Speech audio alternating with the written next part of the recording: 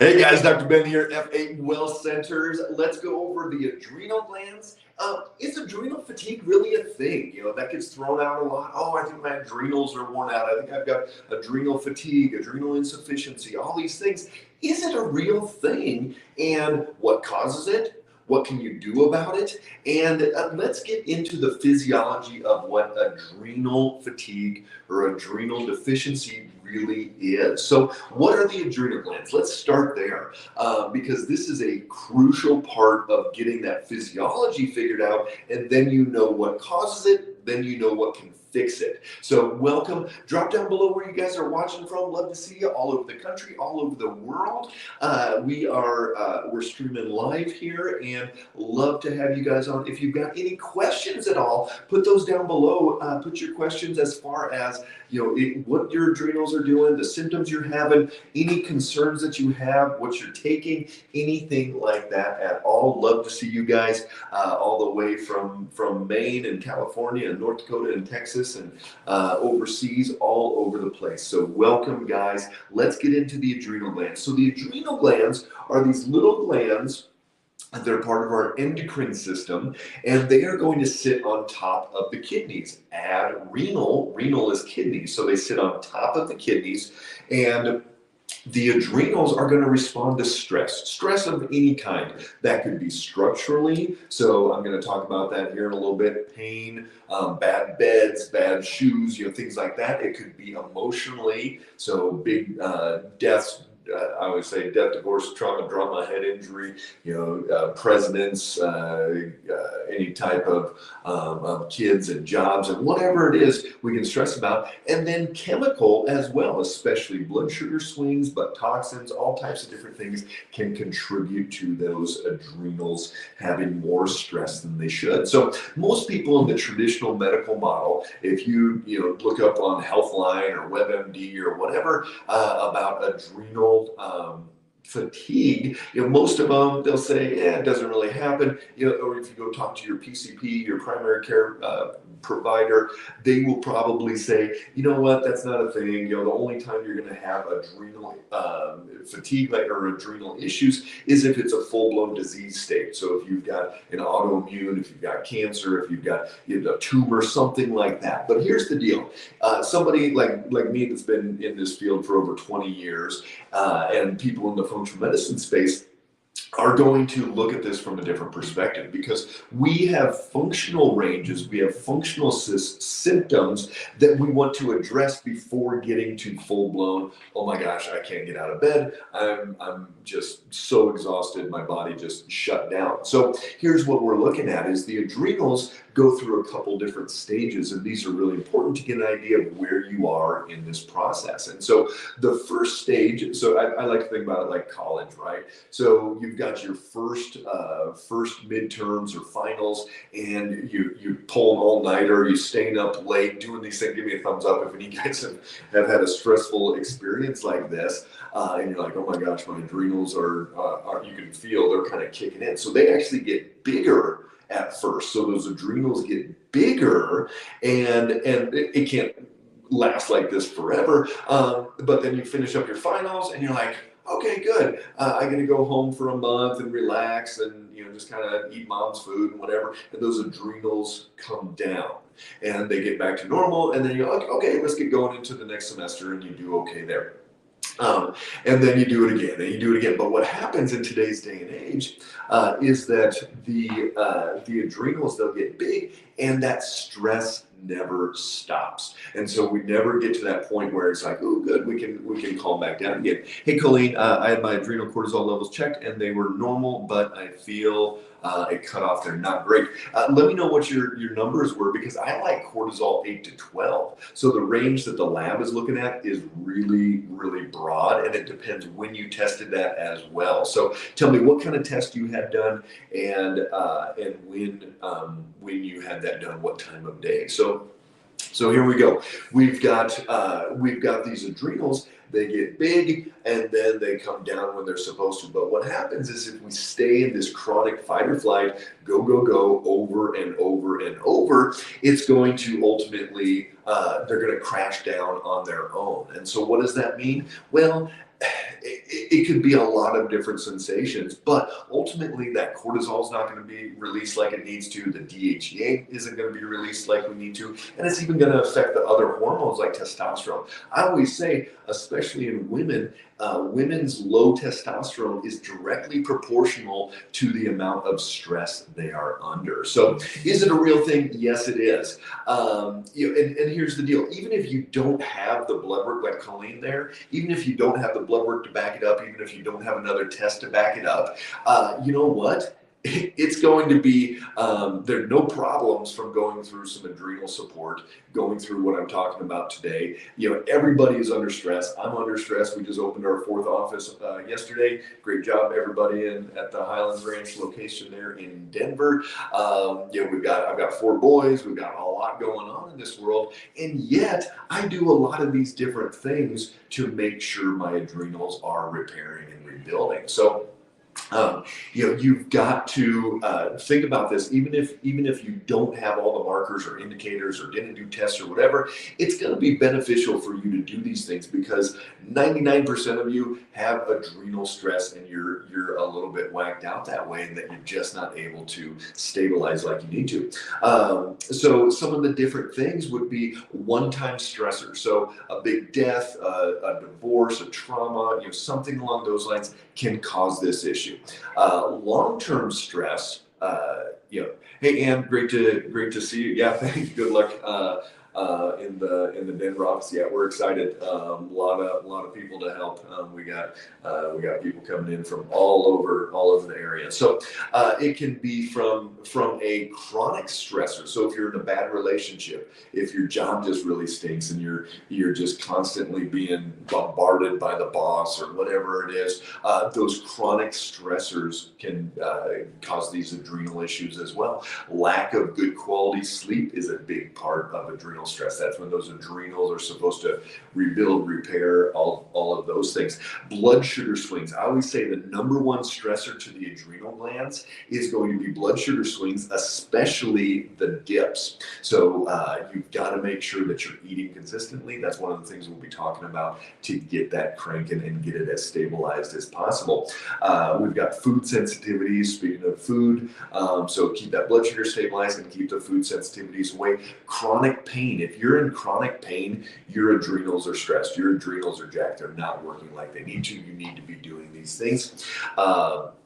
Chronic stimulants. So if you're doing coffee, energy drinks, caffeine, anything like that on a regular basis, and especially that you need to, then absolutely going to be a problem. Adrenal total antibodies were negative, and cortisol was 7.8. But I feel like something is going on with them as part of my long COVID. I've been under crazy stress since having COVID in November.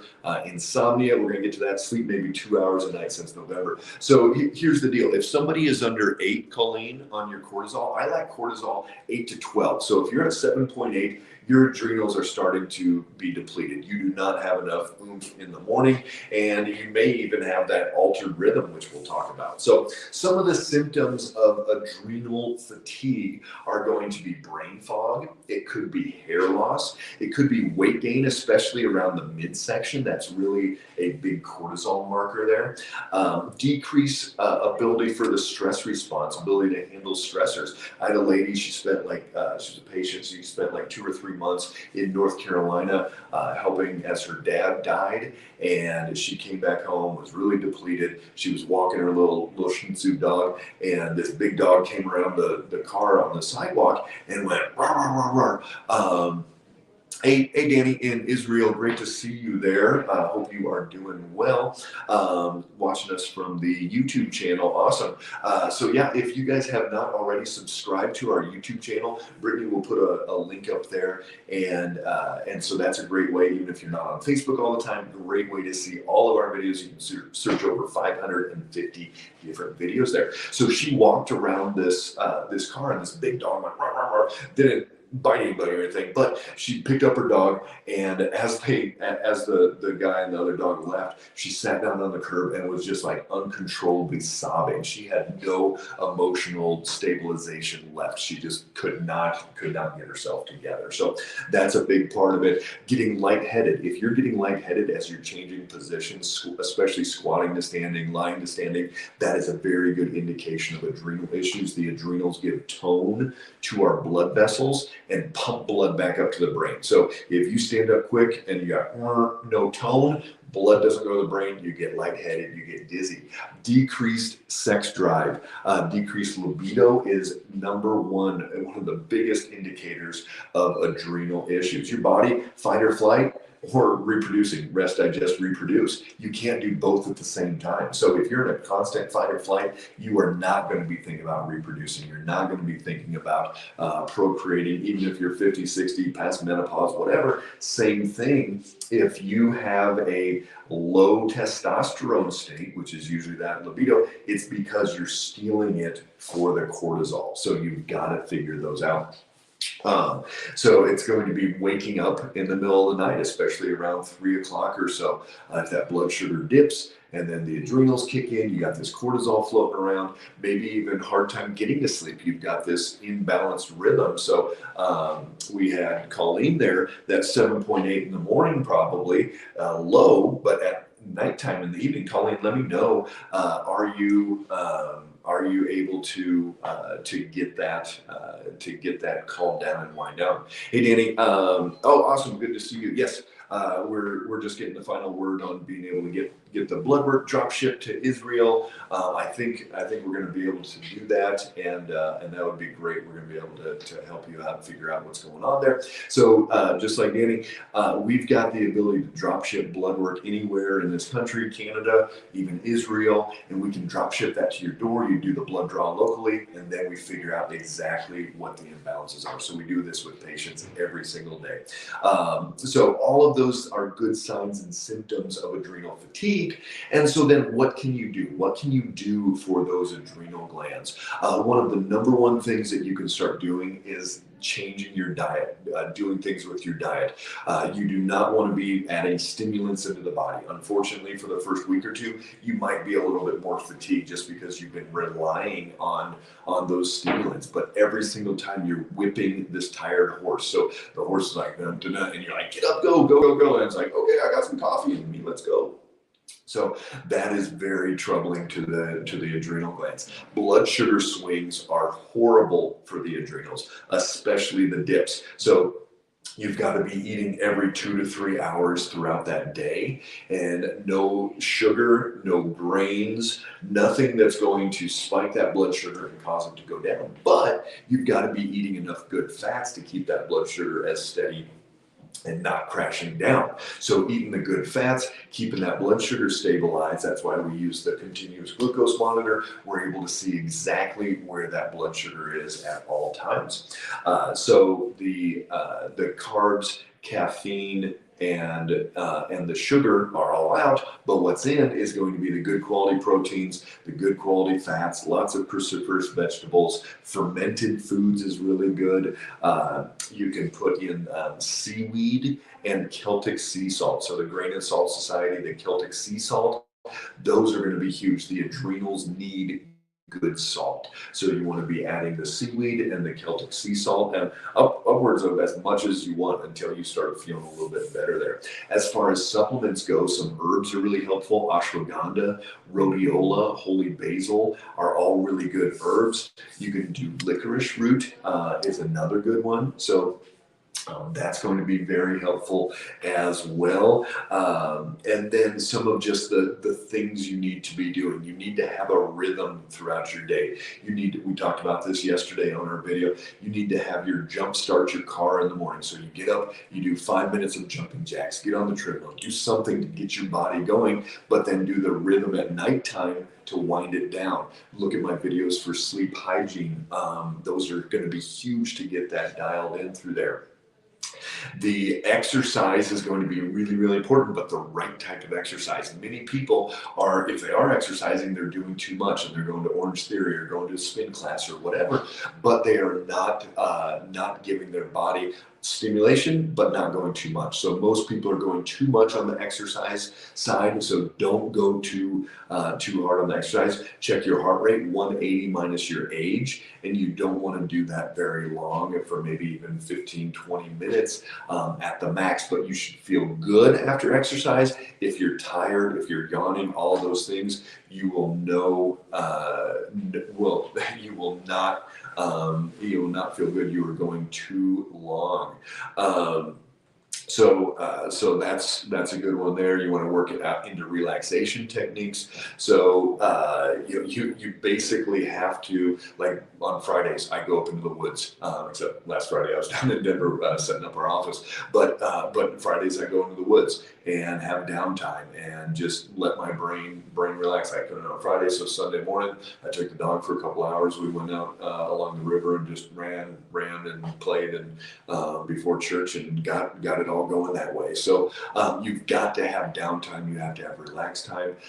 You have to work through all of these worries. For me, I was just talking to one of my team members this morning, and she's like, "Oh my gosh, we're having a big thing with Facebook. My personal page got hacked, and we're not able to post live on the main page and do ads, a bunch of different things. And it's still up, but we can't access it. So we're just sitting here waiting for Facebook to get my account back in."